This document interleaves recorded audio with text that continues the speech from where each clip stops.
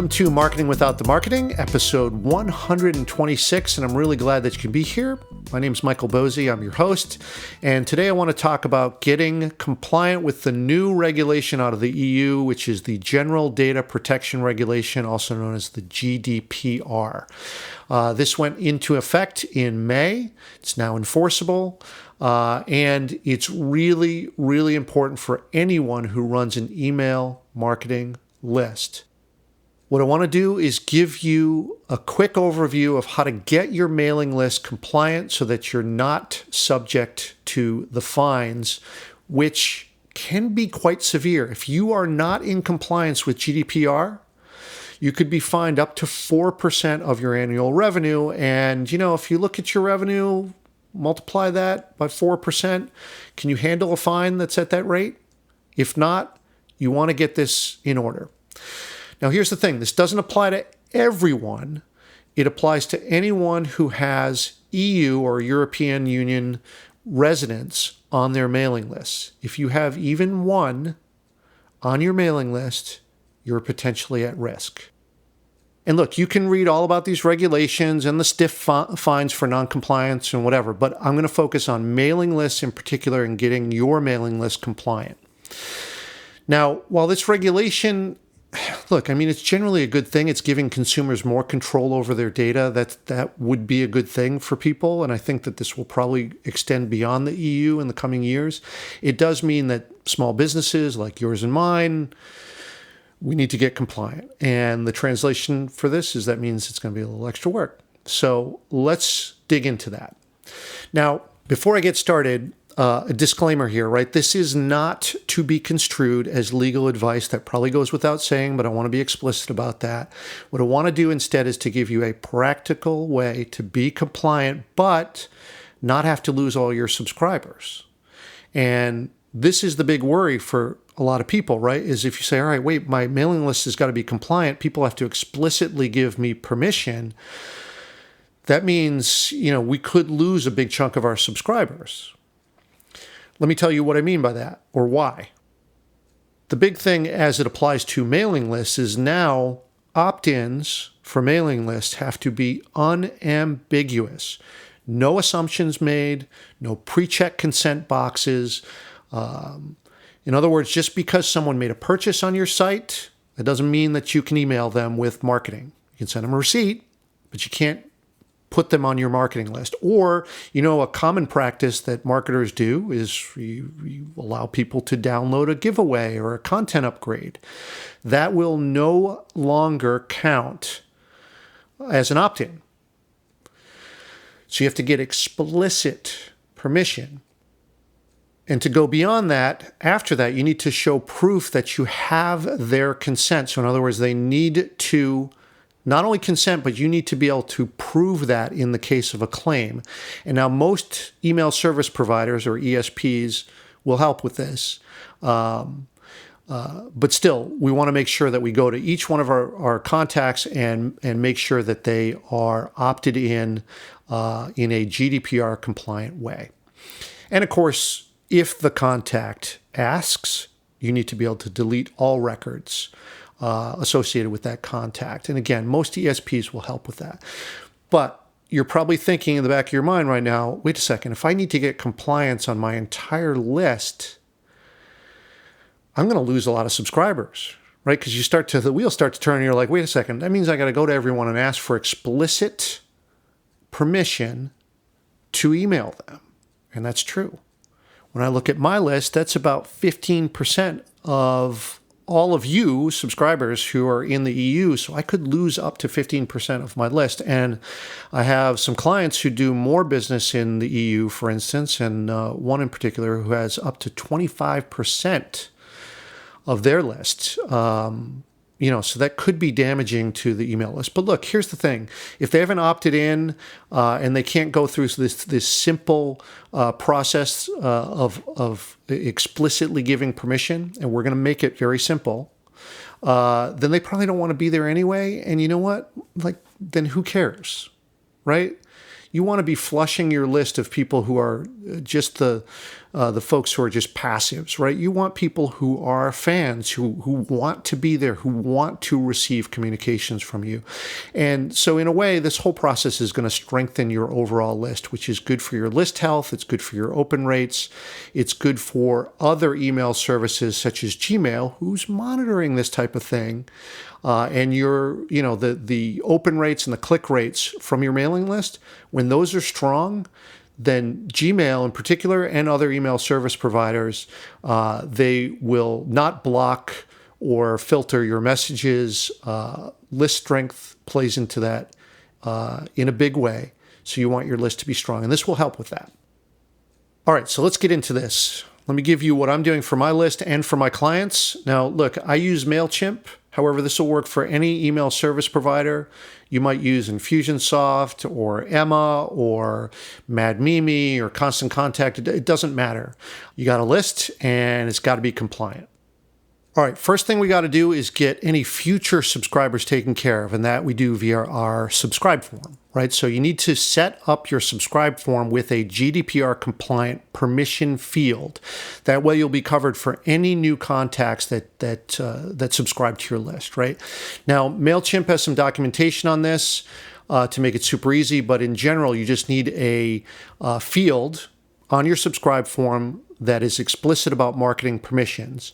So for instance, on mine, I left a link in the show notes for you. Mine says Control Mouse Media LLC will use the information you provide on this form to be in touch with you and to provide updates and marketing. Please let us know all the ways you'd like to hear from us. And then there's a checkbox for email, direct mail, and customized online advertising. In other words, via Facebook or Twitter or Pinterest or whatever. Now, I'm just generally asking my contacts to check the email box. Put that on your subscribe form and you'll be all set. So now anyone who subscribes will be opted in, okay? And this is going to be on your subscribe form anyway, so that means anyone who opts in can do this. We only really care about the EU folks, obviously, but pretty much anybody will be able to check off the box and give you permission on this too. So that's a good thing. Now, an important distinction here is that I want to keep my list single opt-in, right? I don't want to go to double opt-in here. And that's why what I want to do is build an automation for my list that, is GDPR compliant for EU folks, but also doesn't lower that sign-up rate. If I put a double opt-in on my list, it's going to add extra friction to it, and it's going to slow down the opt-in process, particularly if you're using short-form signups. Like for my podcast, I'll have one where people can put in a first name and email address and subscribe, and I want to still be GDPR compliant, obviously, but I also don't want to have to make the process of signing up for everyone else really, really heavy, because that'll lower my subscribe rate. So here's how we do that. First, you want to examine your existing list and find all the people on your list that are outside the US. And to me, also include anyone whom you're not sure of, right? So anyone on your list where you don't know where they opted in from, I would include those folks and ask for their permission too. And if your list is largely uploaded and you don't know where they're from, then this is kind of the penalty that you're going to pay, because if you're not sure, you want to err on the side of caution. So download your list, have a look at this. You can exclude, obviously, countries like Switzerland because it's not a part of the EU. And you could exclude folks from Great Britain. However, I'm going to include those for now because, who knows what will happen with Brexit. Right now, they're on track to not be in the EU, but that might change. Suppose that's repealed or they have another vote. I feel like I'm just going to get that out of the way now and include those folks. All right, so then once you've worked with that list, do what you need to do to be able to update those folks in your database and be able to upload them with a tag. And we're going to get into that in just a second. But you want all those people tagged so that you can email them and simply ask them, hey, do I have your explicit permission to email you and have you on this list? Okay, let's set up the tag system. You're going to want to set up 4 groups. One is a group that I'll call GDPR EU resident. Okay, that'll be the thing that initiates the automation around asking folks for this. Second one will be GDPR asked for permission, in other words, the people who started the sequence.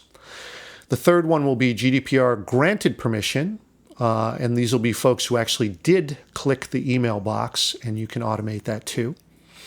Or GDPR did not grant permission. So the folks who went through and never clicked on anything, these are the folks you're going to have to delete from your list. But once you got those groups set up, then you want to build a sequence around that to email them this ask, right?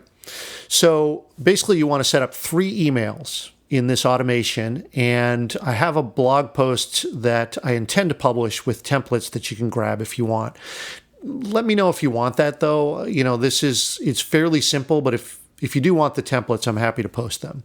Because like I said, I'm using this, I've designed them. If that makes it easier for you, hey, awesome. All right, here are the 3 emails. Basically, the first one, you want to start that sequence whenever you add a tag or a group, EU resident, right? So now that triggers this automation, and it sends email number 1, which is basically, hey, listen, there's new regulations. I need your explicit permission. Please click here to update your information. And you give them a big button that goes to their, update subscription form and ask them to click the email box, and then you're good to go. Okay. Now, a lot of people are not going to open that message or click, and we're going to want to send them another notice. Now, what we want to do is to anyone who didn't click on yes to opt in, they go into that segment or that tag called GDPR granted permission. Those folks are okay, right? They've opted in. That's great. Exclude those folks and send a second email to anyone who didn't open or didn't click the email box. And just say, hey, it's me again. I really, really need your permission to be able to continue to email you.